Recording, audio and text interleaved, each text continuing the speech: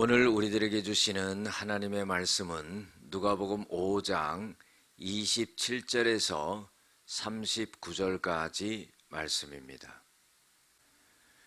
그 후에 예수께서 나가사 레위라 하는 세리가 세관에 앉아 있는 것을 보시고 나를 따르라 하시니 그가 모든 것을 버리고 일어나 따르니라. 레위가 예수를 위하여 자기 집에서 큰 잔치를 하니 세리와 다른 사람이 많이 함께 앉아 있는지라. 바리새인과 그들의 서기관들이 그 제자들을 비방하여 이르되 너희가 어찌하여 세리와 죄인과 함께 먹고 마시느냐. 예수께서 대답하여 이르시되 건강한 자에게는 의사가 쓸데없고 병든 자에게라야 쓸데있나니 내가 의인을 부르러 온 것이 아니요 죄인을 불러 회개시키러 왔노라. 그들이 예수께 말하되 요한의 제자는 자주 금식하며 기도하고 바리새인의 제자들도 또한 그리하되 당신의 제자들은 먹고 마시나이다. 예수께서 그들에게 이르시되 혼인집 손님들이 신랑과 함께 있을 때에 너희가 그 손님으로 금식하게 할 수 있느냐. 그러나 그날이 이르러 그들이 신랑을 빼앗기리니 그 날에는 금식할 것이니라. 또 비유하여 이르시되 새 옷에서 한 조각을 찢어 낡은 옷에 붙이는 자가 없나니 만일 그렇게 하면 새 옷을 찢을 뿐이요 또 새 옷에서 찢은 조각이 낡은 것에 어울리지 아니하리라. 새 포도주를 낡은 가죽 부대에 넣은 자가 없나니 만일 그렇게 하면 새 포도주가 부대를 터뜨려 포도주가 쏟아지고 부대도 못쓰게 되리라. 새 포도주는 새 부대에 넣어야 할 것이니라. 묵은 포도주를 마시고 새 것을 원하는 자가 없나니 이는 묵은 것이 좋다 함이니라. 아멘. 오늘은 죄인을 위한 구주, 새 시대를 여신 예수님이라는 제목으로 함께 은혜를 나누고자 합니다. 예수님께서 병자들을 고치신 후에 레위라고 하는 세리가 세관에 앉아 있는 것을 보시고 예수님이 이런 말씀을 하십니다. 나를 따르라. 그러니까 이 레위가 모든 것을 버리고 일어나 따르니라 그랬어요. 여러분들 여기서 레위는 마태를 말하는 겁니다. 그런데요, 이 레위가 예수님이 자기를 부르시는 것을 보고 너무나 기뻐해서요, 자기네 집에 큰 잔치를 베풀고 예수님을 초청합니다. 그리고 세리와 많은 다른 사람들도 함께 초청을 하게 되죠. 그 모습을 본 바리새인과 서기관들이 제자들에게 비방합니다. 너희가 어찌하여 세리와 죄인들과 함께 먹고 마시느냐 그랬어요. 유대인들은요, 세리들을 죄인들로 취급했다는 겁니다. 세금을 이렇게 저렇게 걷어들이면서 착복을 했기 때문에 죄인 취급을 했죠. 그래서 예수님이 이 레위인 마태의 집에 들어갔을 때 바리새인과 서기관들이 그렇게 정죄했던 겁니다. 예수님께서는요, 이에 대해서 대답하십니다. 건강한 자에게는 의원이 쓸데없고 병든 자에게라야 의원이 쓸데있느니라. 내가 의인을 부르러 온 것이 아니요 이 땅에 죄인을 부르러 왔노라. 그리고 죄인을 불러서 회개시키려고 왔다, 이런 말씀을 하시죠.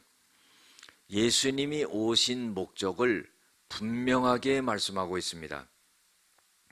우리가요, 교회에 나오고 예수 믿는다고 해서요, 죄인들을 멀리하고요, 세상 사람들을 멀리해서는 절대로 안 됩니다. 또한 타 종교인들을 갖다가 멀리해서는 안 돼요. 왜냐하면 그들도 전부 구원을 받아야 될 대상이기 때문입니다. 예수님은 그래서 죄인들과 함께 하셨죠. 그들을 구원하기 위해서 오신 거죠. 그래서 예수님은 별명이 죄인들의 친구다 그랬어요. 33절부터 보면은요, 예수님께서는 새로운 질서를 세우십니다. 바리새인과 서기관들이 예수님에게 말합니다. 요한의 제자는, 여기서 요한은 세례 요한을 말합니다. 자주 금식을 하며 기도하고, 바리새인의 제자들도 또한 그렇게 자주 금식하는데 당신의 제자들은 금식하지 않고 먹고 마십니다. 이런 질문을 하죠. 여러분들, 금식한다는 의미는요, 그때 당시 정결하고 경건하고 이렇게 여김을 받는 거예요. 여러분들, 그러나요, 습관적인 금식과 습관적인 기도를 한다고 보면은요, 그것은 가식적인 것이 되어지고 만다는 거죠. 이 질문에 대해서 예수님께서 대답하십니다. 혼인집 손님들이 신랑과 함께 있을 때에 너희가 그 손님으로 하여금 금식하게 할 수 있느냐? 자, 비유로 말씀하시는 건데 이 말은 어떤 뜻이냐면요, 혼인집에 하객들이 왔습니다. 그런데 결혼잔치에 신랑도 있고 많은 하객들이 있고 기뻐하는데 그 하객들에게 금식을 시켜서는 되겠느냐 이 말이에요. 결혼해서 잔치집에 음식을 먹고 즐거워하고 그렇게 해야 되는데 손님들은 청해놓고 금식시켜서는 되겠느냐 하는 거예요. 안 된다는 거죠. 여기서 신랑은 누구를 의미하냐면은 예수님을 의미하는 겁니다. 예수님과 함께 있을 때는 그렇게 금식할 필요 없다 이 말이에요. 그리고는요, 그러나 신랑을 빼앗길 때가 오나니 그날에 금식할 것이다. 이거는 뭐냐면은 예수님이 십자가에 못 박혀 돌아가셨을 때, 그때에 제자들이 금식하지 말라고 그래도 금식하고 기도할 것이다 하는 거예요. 우리가 신앙생활 하면서요, 나는 이렇게 하는데 저 사람은 왜 저렇게 못하나, 그렇게 판단하고 비판해서는 안 된다는 겁니다. 때가 되면은 하나님께서 다 그렇게 할 수 있도록 만드는 거죠. 또 비유로 말씀하세요. 새 옷에서 한 조각을 찢어 낡은 조각에 붙이는 사람이 없다 하는 거예요. 그렇게 하면은 새 옷을 찢을 뿐이요, 또 새 옷에서 찢은 조각이 낡은 것에 어울리지도 아니하니라. 자, 새 옷에서 한 조각을 찢어가 낡은 조각에 붙이면은요, 땡기기 때문에 찢어집니다. 다 망가진다는 거죠. 또 새 포도주를 낡은 부대에 담는 자가 없다는 거예요. 그 땡겨가지고 포도주가 다 가죽 부대가 터져버린다는 겁니다. 새 포도주는 새 포도주에 넣어야 된다는 거예요. 자, 이것은 뭐냐면은 바리새인과 서기관들이 금식에 대해서 그렇게 말을 하고 있는데 그것은 너희들이 세운 질서다. 그러나 예수님 내 자신이 여기에 오므로 인해 가지고 새 질서를 따라야 된다 하는 거예요.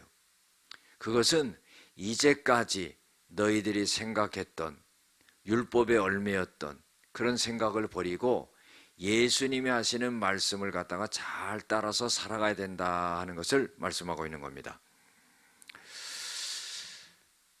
오늘 말씀에 보면은요, 예수님께서는 죄인을 위한 구세주로 오셨다 하는 거예요. 그리고 예수님은 이제 지금까지와는 다른 새로운 질서를 세우기 위해서 예수님은 오셨다 하는 겁니다. 기도하시겠습니다. 사랑과 은혜가 많으신 아버지 하나님, 예수님의 부름에 순수하게 따라가는 레위를 봅니다. 우리도 그러한 믿음이 되어지게 하시고, 또한 사람이 세워놓은 그러한 율법적인 것에 얽매이지 않게 하여 주시고 예수님의 말씀을 온전하게 따라가는 저희들이 되어지게 하여 주시옵소서. 예수님의 이름으로 기도드렸습니다. 아멘.